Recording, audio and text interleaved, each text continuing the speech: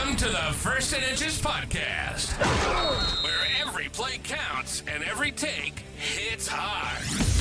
Right. David is repping the dynasty that is the Kansas City Chiefs.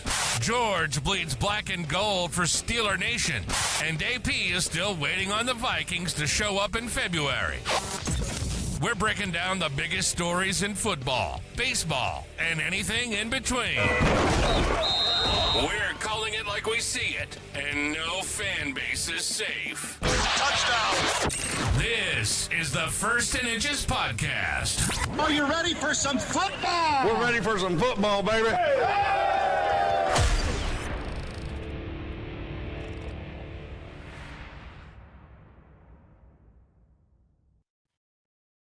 What's up, everybody? Welcome back to the First and Inches podcast. I'm Jorge. I'm Hooks. Can't see me, AP, all day. Who said that? Man, it's been a fun week, y'all.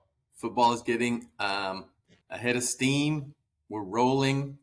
The Patriots are still beating on the Bills. And a lot of other surprises in the NFL, man. So what are we going to talk about first? So talking about the Chiefs coming back to display the dominance that everybody expects from them. Still the betting favorite to win the Super Bowl. They're playing at Denver this week, 3.5-point favorite on the road. Their offensive line is getting back. Their wide receivers have had time to get to gel. Earlier I said 11 wins for the Chiefs this year. They may run the table.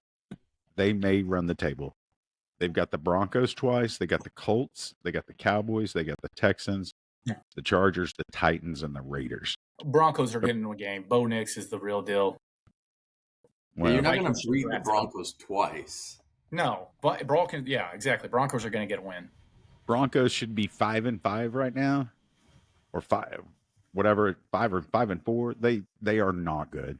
They've gotten real lucky at 5 of the games at the end of the games. Oh, and what should the Chiefs be right now? Yeah. Let me guess. Let me guess. What? But they're not. 17-0. Well, but what we're talking about is that the Chiefs are getting they're just prepped to win game after game after game. Like they get the Colts at home, they play at the Cowboys, they get the Texans at home, they get the Chargers at home. They get the Titans, they get the Raiders. I mean, they played the tough part of their schedule the first half of the season, and getting ready to come into this and being the dominant team, going there. Like I said, 11 at the beginning of the season. I think they may end up with 13. So that's my. You know prediction. what I see? You don't get to take a week off towards the end of the season. I think every game is going to be important for y'all for playoff positioning. You're not going to be, fighting for a bye. I don't think, and so it's gonna be fun to see Mahomes have to play all the way through. I think that before you play the Colts, we shouldn't buy that kid that sings the Colts anthem to be on here. Let's not tell him I'm a Steelers fan because he said let's break Rodgers' back, and that didn't happen. But I don't know. Maybe he'll have something to say about what Mahomes is about to endure that week. So. How are your Steelers doing, Jorge? Listen, man, just like I said, we're going to play up and down to our competition. I don't think the Chargers are that great. And then we go out there and don't even show up. I mean, it's embarrassing, right? But, hey, I'm sticking to it, 9-8. That's what I predicted, and I think that we might get there. So I'll tell you, like, what are they doing? They have no wide receivers except for DK. And he's not even being targeted that much. I don't know if he's supposed to, is he being used as a decoy? But Rodgers this week doesn't count. He just was not throwing the ball well at all. Did you guys see that picture where they got a picture of Rodgers getting sacked? And it was a helmet. It was the bottom part. In his face, he just went from looking like Aaron Rodgers, then he looked Asian, how hard it hit him. He was just like, it was wild. I'll bring it up and I'll send it to the group. But I didn't see it, but I think when you get old and you lose elasticity in your skin, maybe that's what made it do that. Yeah, no, man, they went there and laid an egg. I don't know how you can. I think it was like almost halfway through the second quarter when they finally got their first down. The first 3 points were a gift, and that last touchdown was trash, and nobody cared. They were just trying to run the clock out and stay healthy on both sides of the ball. So it was an embarrassment. I don't know who to blame for it because the entire team played like crap. I don't know how you recover from that because like you play well one week and then you play like this the following week. So it's like Jekyll and Hyde. This team doesn't have any clue on what you're going to get from week to week. 161 yards, 161 yards passing for Rodgers in a game they lost. That's insane. 40 yards a quarter. Yeah. Well, I'll take He those didn't problems over what I've got going on. So I know that's more than 147, was it? So, Yeah. so the Steelers are favored again this week, 5.5 at home against the Bengals. So Yeah, the Bengals are. I mean, they're even in a worse spot than the Steelers are. You don't know what effort you're going to get from week to week. You don't know how the play calling is going to go, and then you don't know if they're even going to execute half their plays. So with Burrow out, that team has no clue where they're going.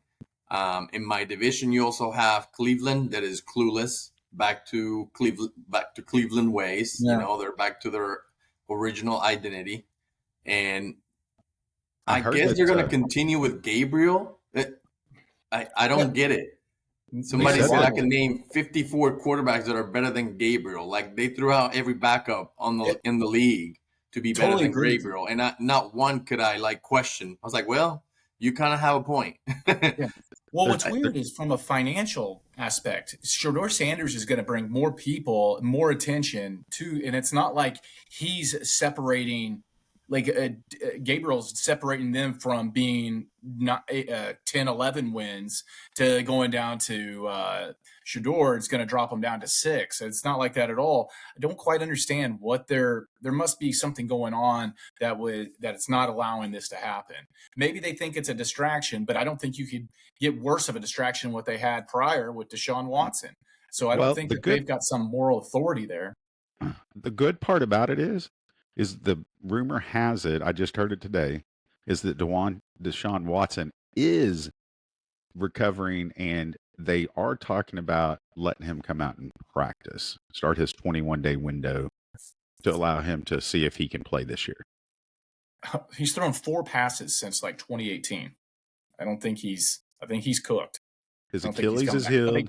They got $250 million invested in him, right? In non-refundable type transaction.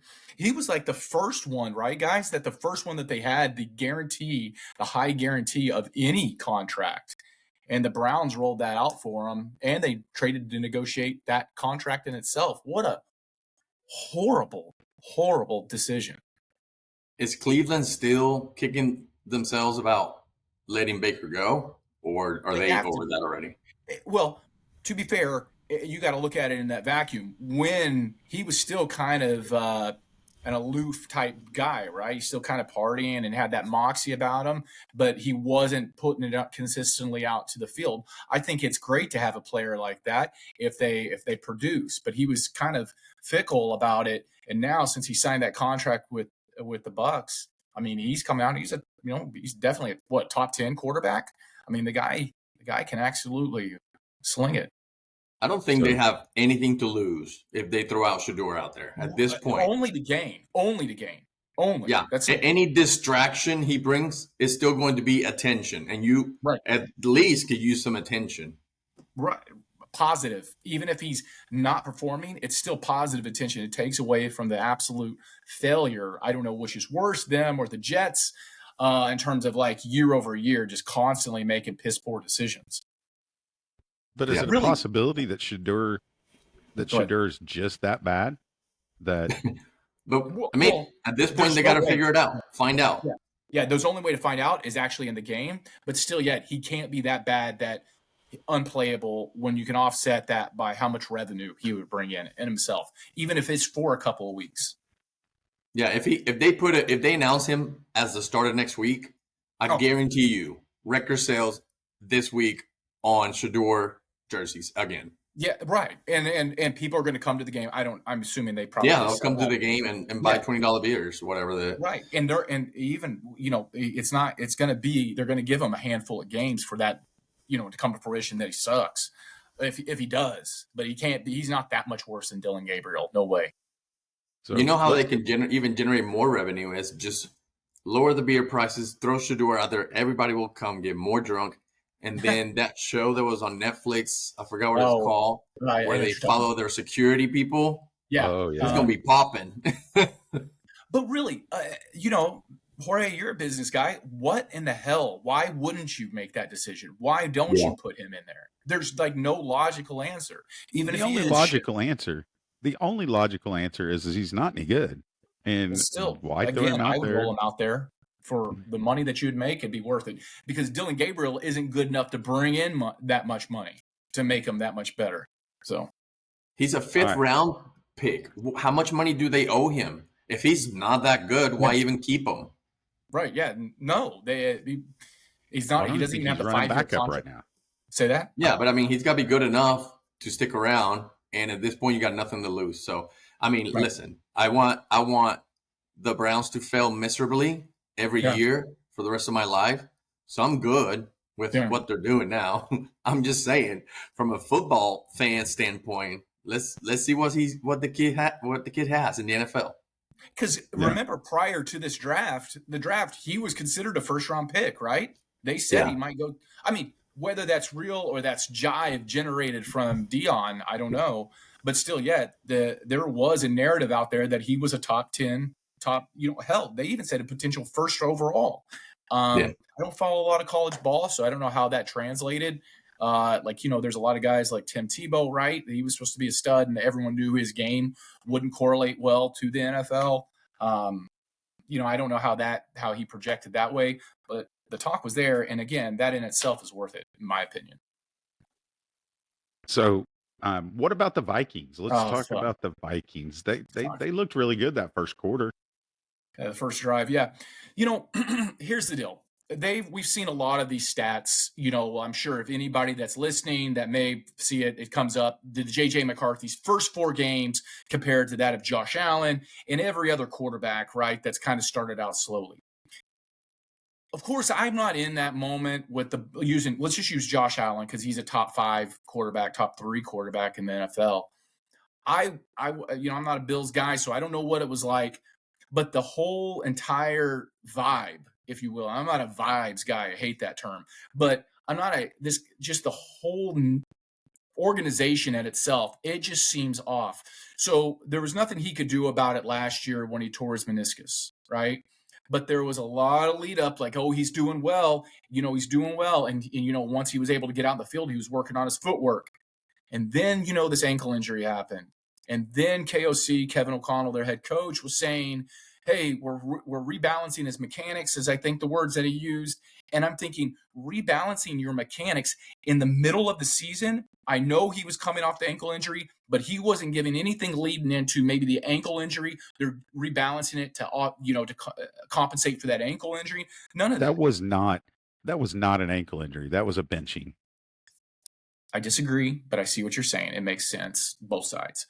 But nonetheless, they are not prepared. 8 false starts, and these were coming from their Pro Bowl right tackle, Brian O'Neill, stud, and one was coming off of Christian Darrisaw, first-round pick, stud.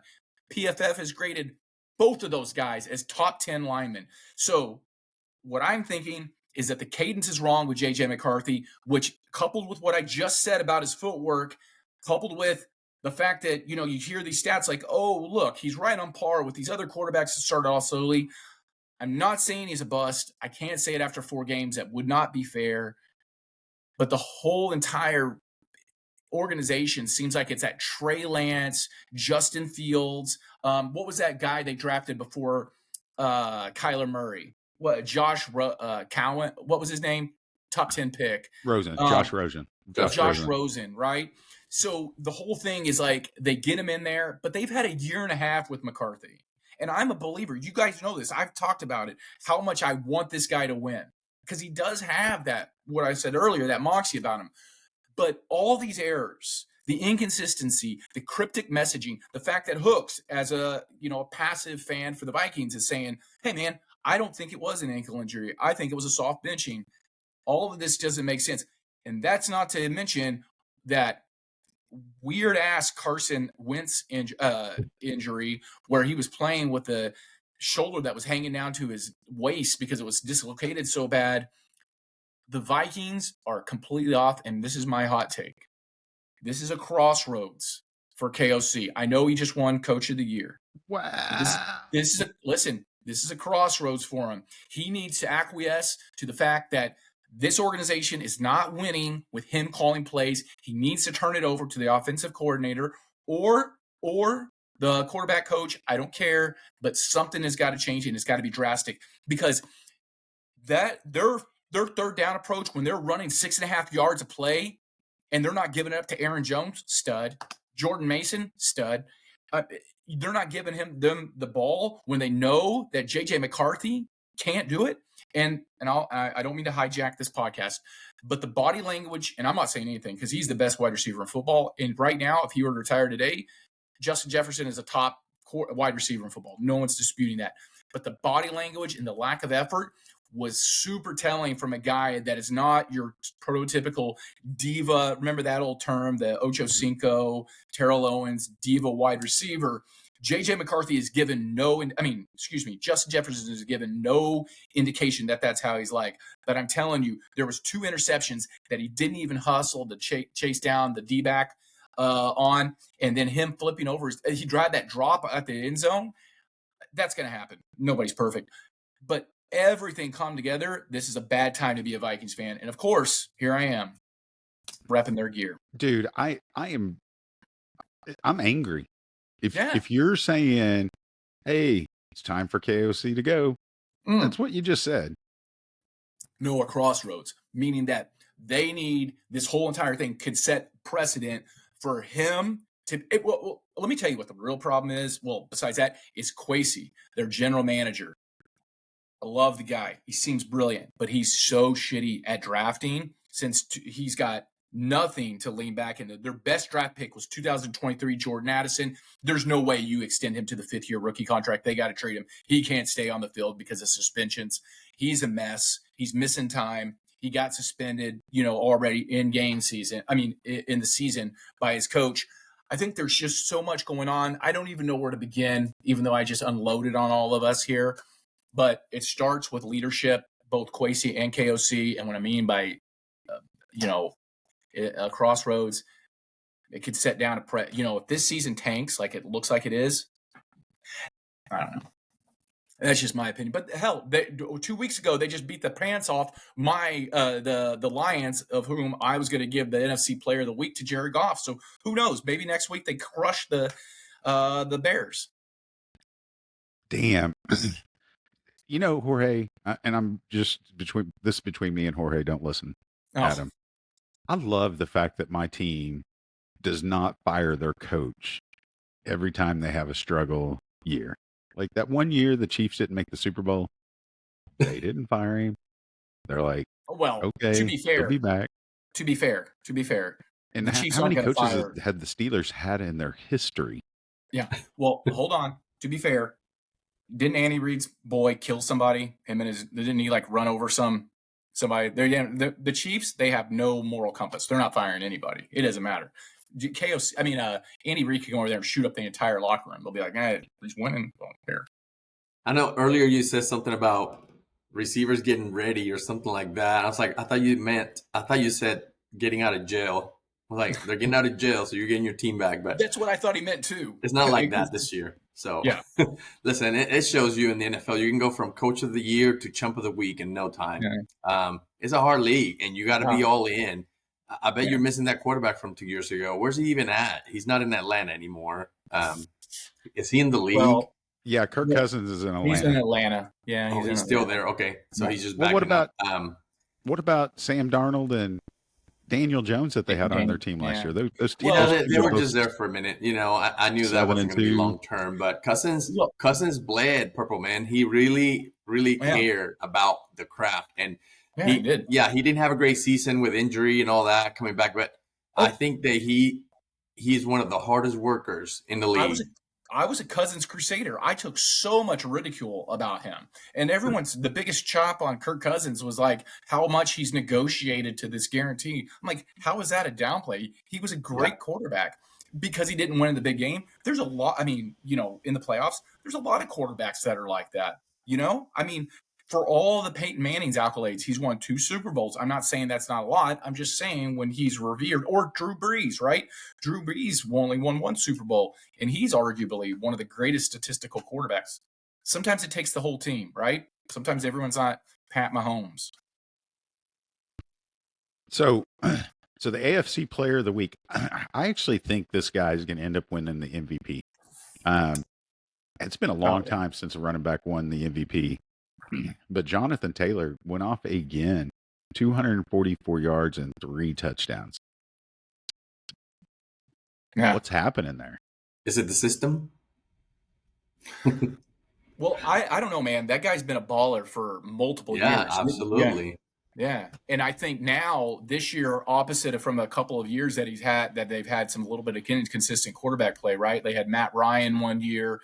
Last year, I forget who it was, but they also brought in Anthony Richardson to start the year.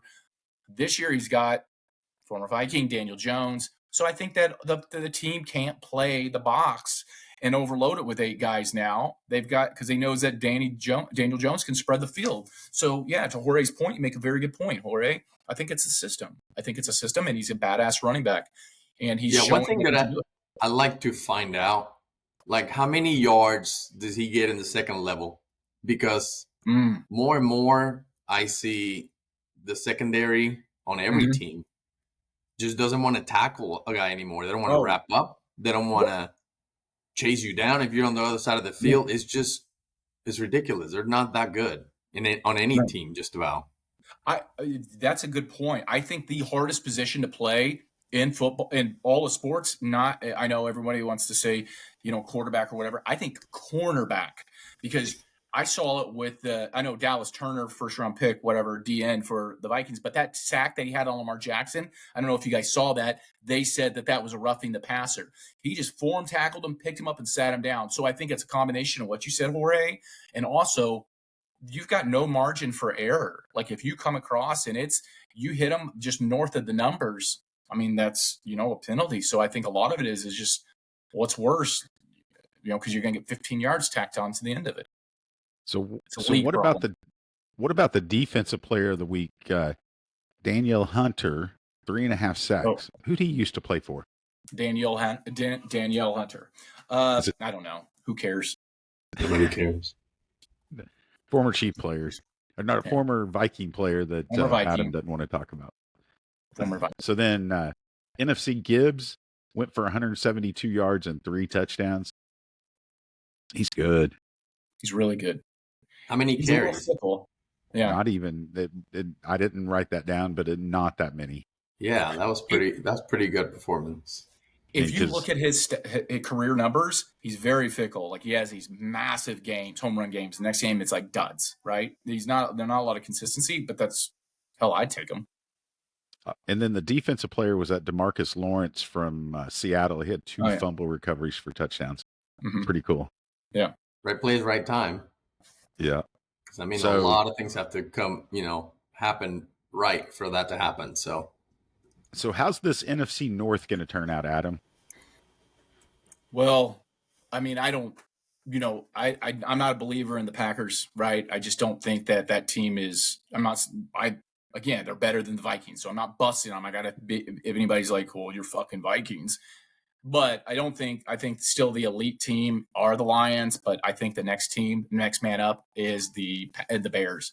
I'm not a Caleb Williams fan whatsoever, but there's something about that organization, about how that team's going right now that seems pretty consistent.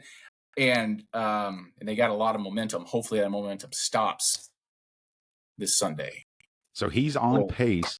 So the Bears have never had a 4,000-yard passer. Right. And he's on pace to barely beat it. And, that Windy City, the stadium that's not built for throwing, it'd be interesting to see if he did. But man, living in Oklahoma, the Oklahoma people hate Caleb Williams. What do you think about Caleb over there in your OKC shirt and hat? I loved him that one game against Texas. But yeah, I don't like him. But the kid, I mean, he reminds me a little bit of Baker Mayfield. He has that extra, I don't know what you call it, especially when the game is on the line. Mhm. He's What do you like, call I'll it, take over moxie? this damn game. I don't Would you care. call would you call it Moxie?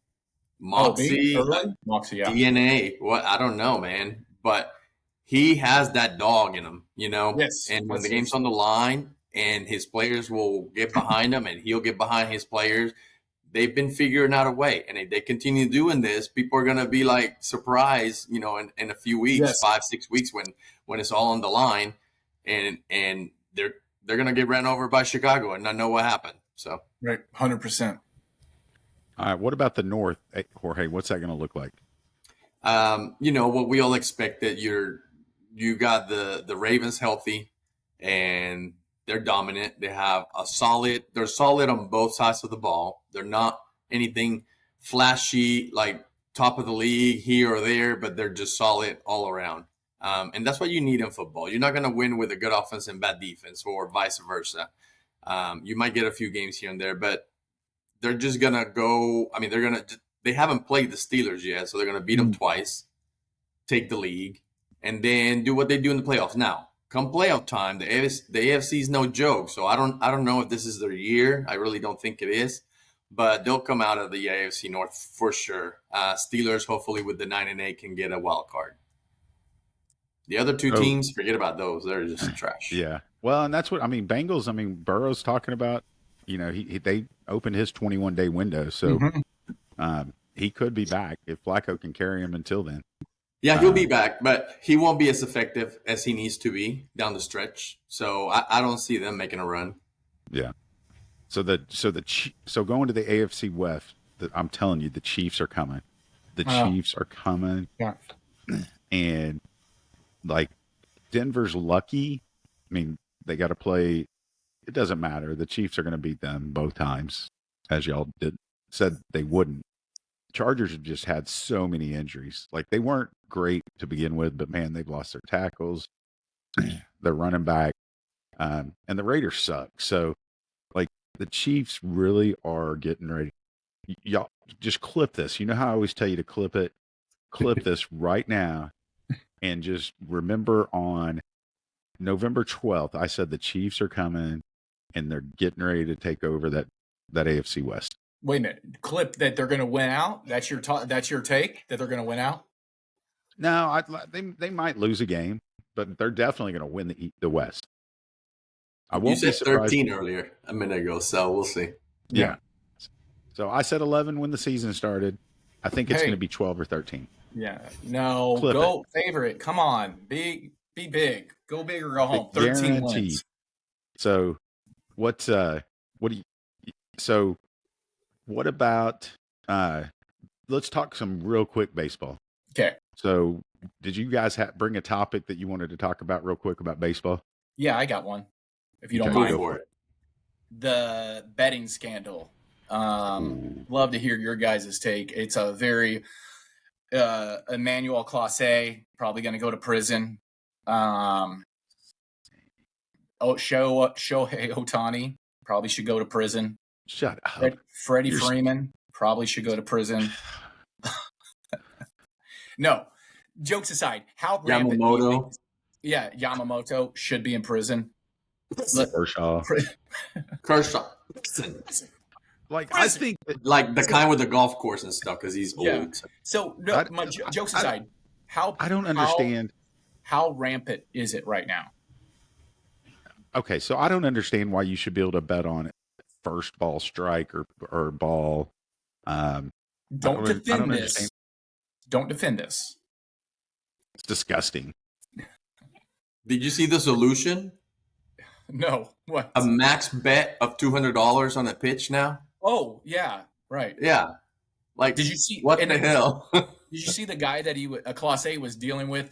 Sent him a picture of some guy hanging himself with toilet paper. Wow. No. But anyway, my question to you guys is: if you were to say, of the 100% of players, what percent are actively engaged into any form of betting on a game in which they can impact? And even if it is first ball strike, first ball, it doesn't matter. What percentage would you put it? So hold on real quick before I answer that. What should be the punishment if they bet on their own games that they're influencing? Should they ever be allowed in the Hall of Fame?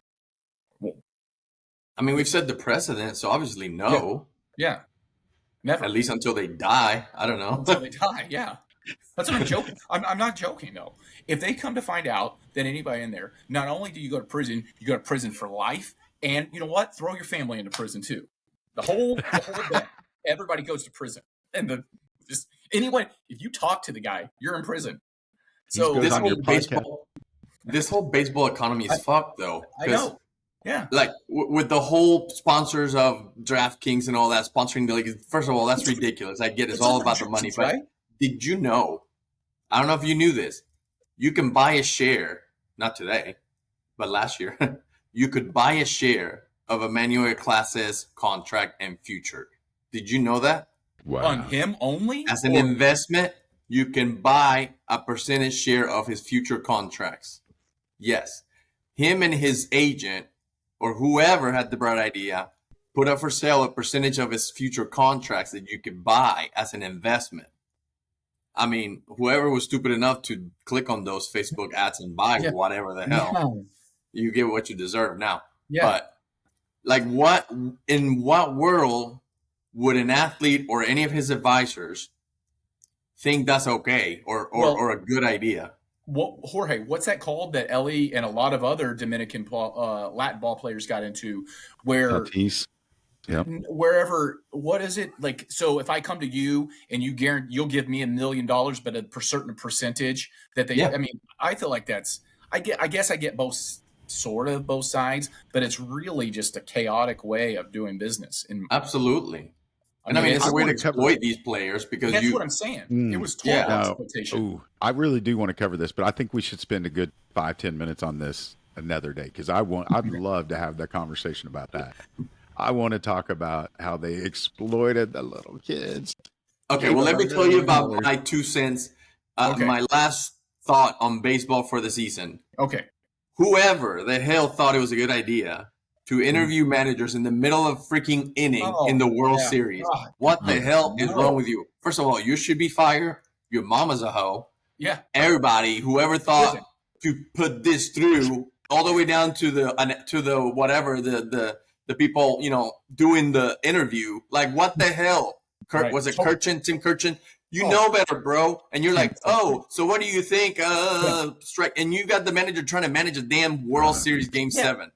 You know the Are solution? you serious? The solution? Prison again. All right. So here's one that I'm going to save the other one. The pitch clock and the 3-batter minimum is the greatest rule change that baseball has done in a long, long, long time. Remember, I was against it. The game is so cool to watch. Like I had so many friends that said, yeah, I watched the whole series game because it was, and I know that's what it was. Instead of changing pitchers 6 times in the same inning, or instead of, the Dodgers had some of the worst offenders of how long it took them to get up to the mound and pitch. Yeah, I've come around. Not getting out of the batter's box. I actually loved watching baseball. I've come around. I agree, especially with having kids and a family and other allocations that you've got to, you got to do. Yes, speeding up the game and the way they have has been pretty brilliant. Yeah, no, I'm behind it. I hated it before it came out. Same. I thought it was stupid the first month that that it was out, but I'm all for it.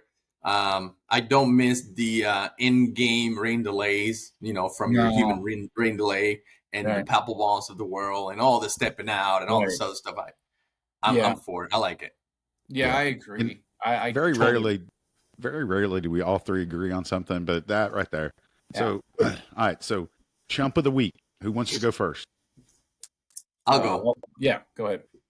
Well, listen, I had one, but what had happened was, So I was going to say whoever called that play on fourth down for the Eagles at the end of the game, 30 seconds left. But I've come to learn that maybe Hurts and AJ went rogue on that play, and it wasn't called. That was not what was called in. I don't know if they were going to take a penalty and kick it or what. You got 30 seconds, and you got to pin the Packers back. But no, they go for it on fourth down. So whoever thought that was a good idea, chump of the week, prison. Right. That's our motto. If we disagree with you, our recommendation, prison. Mom, sister, brother, all of it. Okay. You go next, Hooks. Okay. So mine is it's not even like the New York Giants for firing Dayball. It was the like what good does it firing him at that point of the year? Dart has been fantastic. Neighbors and Scadaboo both got hurt. They've been competitive. They should have won 3 more games. They beat the Eagles. They beat the Chargers. How is that time for Dayball to go? Like that just no sense. Yeah, I don't quite understand that either. It doesn't. But they've got bigger fish to fry. But prison. I'm going to go a little bit different for my chump of the week. I'm going to go because I'm looking at it from a business acumen. Is the lack of preparation or communication by the Cincinnati Reds. There's been reports come out about Hunter Green. Are they going to entertain a trade or not? Nick Kroll, their president of baseball operations, has actually said both things instead of sending something consistent. I just think it's from Bob Castellini, the majority owner, all the way down to Terry Francona, with them lack of direction or being intent. That's the biggest thing I think they lack is intention. I have a problem with them, and they re-up their coaching staff. Chris Valleca, former third round pick, 2007 by the Reds. He's their hitting coach. I don't know. Dude, not you guys made the playoffs last year. He was second in coach of the year too, Terry Francona. That's what I'm saying. Just be intentional with your messaging to the fans and to the organization. It's Nick Kroll's piss poor at it, and it's probably because of Bob Castellini. I don't know, but I just want an intentional game plan, and they can't do that. To be fair, David, we gave him a playoff spot. It's like, here you go, little brother. Hey, if you really care, why don't you come down to Orlando? I got 8 passes, winter meetings next month. I got 8 interview passes for when the managers come, and you can ask Francona anything you want. It comes with one question. Come on down. It's on the weekend, right? Oh, it's during the week, but it rolls over into the weekend, doesn't it? When is it? December what? No, I think it's like Wednesday, Thursday, or Tuesday, Wednesday, Thursday, something like that. December. Look it up. If you want to fly down, I got the passes. I can sit you down on up to 8 interview meetings with the managers. So, you can ask your question. December 7th through the 10th. Okay. Wow. Well, as they say in work, we'll take that offline. So we'll get holistically aligned and put boots on the ground. Adam may not have vacation days, but he may be sick somewhere between the 7th and 10th. In case you're listening, yeah. I can work from anywhere. Just cover your face when we go to Disney. Yeah. Just cover your face so it won't come out on the photo pass. Okay? Yeah, that's right. Nobody will know. Well, man, good show, guys. Good to see you. This week we'll see how our teams fare. The Chiefs don't have a bye week anymore the rest of the season. I think, does anybody have a bye week the rest of the season? No, I think they're all the way to week 14 in the NFL. Well, I don't mean in general. I mean the 3 of us. We're all 3 teams favored this week too. Okay, good deal. Yeah. Well, it should be fun to see what happens with your prediction, but whatever. Steelers are going to probably lose. Anyway, it was good talking to you guys. Any last thoughts before we go? No. Enjoy it. Watch for Aurora Borealis and the solar flares in 3-Eye Atlas, everybody. Watch out. Yeah, it was pretty cool to see. My daughter's in South Dakota, and she was like, really sent me some really cool pictures. I was like, wow, that's pretty cool. We're supposed to see it down here tonight, so we'll see. Good deal. Well, Other than that, tonight we're gonna go see the Thunder and the Lakers. Yeah, I'll be there in Let's 5 go minutes. OKC. So Yeah. maybe catch us on TV late night on ESPN. What in the world? You're confused. You know what? Prison for you. All right. See you guys. Have a good one. Yeah. Peace. Bye.